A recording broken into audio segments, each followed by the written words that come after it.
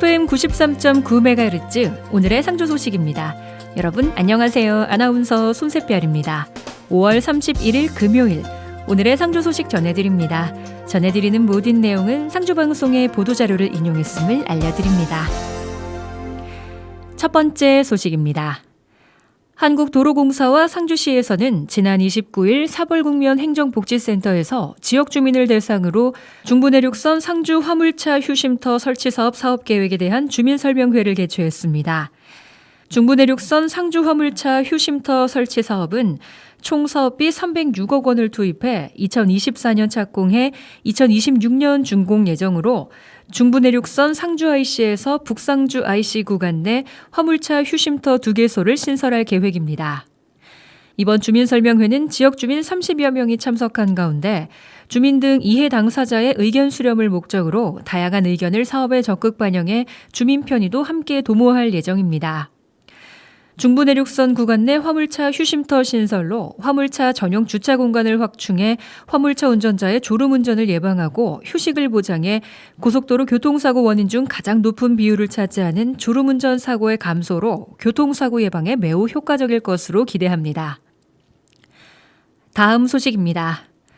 상주시 보건소에서는 이달 27일 우리시의 찌쯔가무시증 첫 환자가 발생함에 따라 진드기 매개감염병 예방수칙 준수를 당부했습니다.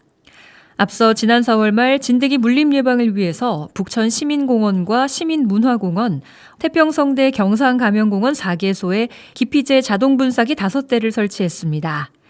연간 5천여 명의 환자가 발생하는 찌쯔가무시증은 균에 감염된 털진드기 유충에 물려 감염되는 급성 발열성 질환으로 상주시에서는 연평균 61명 정도의 환자가 발생했으며 경북도 내에서는 두 번째로 많이 발생하고 있습니다. 올해는 전국에서 450명의 환자가 발생했습니다. 털진드기는 주로 남부 지역인 전라도와 경남, 충남에 많이 분포하나 최근 기온 상승으로 서식지 반경이 북쪽으로 확장되고 있습니다.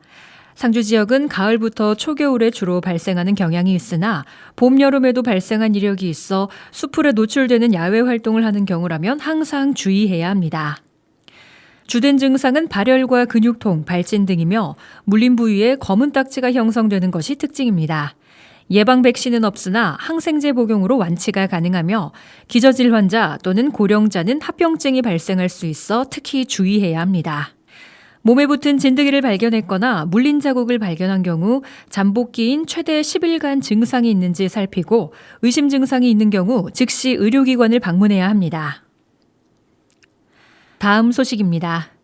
상주시 농업기술센터는 사과와 복숭아, 감나무의 피해가 큰 과수 탄저병의 피해 최소화를 위해서 감염 시기인 5월부터 수확기까지 철저한 예방 및 집중 방제에 최선을 다해달라고 당부했습니다.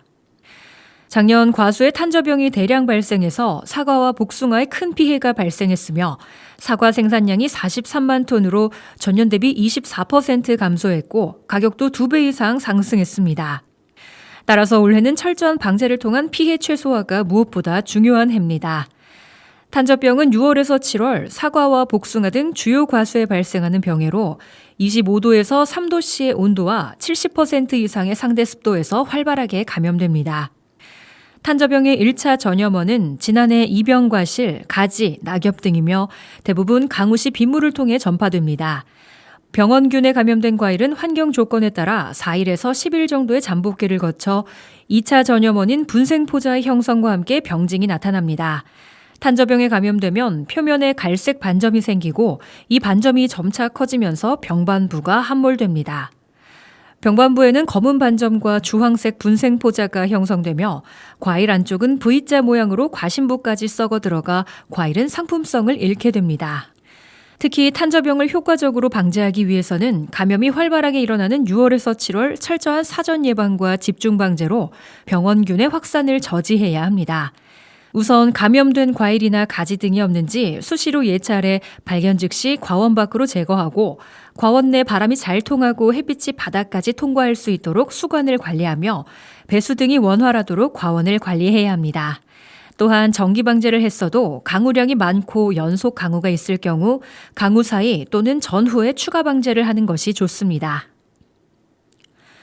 다음 소식입니다. 상주시는 5월 31일부터 6월 14일까지 15일간 상주 중동강변 축구장에서 제48회 문화체육관광부 장관기 전국 고등학교 축구대회를 개최합니다. 이번 대회는 6일간 조별 예선전을 치른 뒤 토너먼트로 우승컵의 주인을 가리게 되고 전국 축구 강호 고학년 38개 팀과 저학년 32개 팀, 총 70팀이 참가해 고교 축구 최강 자리를 놓고 기량을 겨루게 됩니다. 지난해 김천시에서 개최한 제47회 본대회에서는 상주시에 소재한 경북자연과학고등학교가 우수상을 차지해 올해 2연패를 노리고 있습니다. 오늘의 상주 소식은 여기까지입니다. 놓고 싶지 않은 것일수록 놓아야 하고 가고 싶지 않을수록 가야 하며 떠나고 싶지 않을수록 떠나야 하는 것처럼 무거워지고 힘이 들어가려고 할수록 가벼워지는 것이 필요하겠죠. 하루의 사용법도 어쩌면 똑같지 않을까요? 김광석의 잊어야 한다는 마음으로 들려드리면서 저는 인사드립니다. 아나운서 손새별이었습니다. 오늘도 함께해 주신 상주시민 여러분 고맙습니다.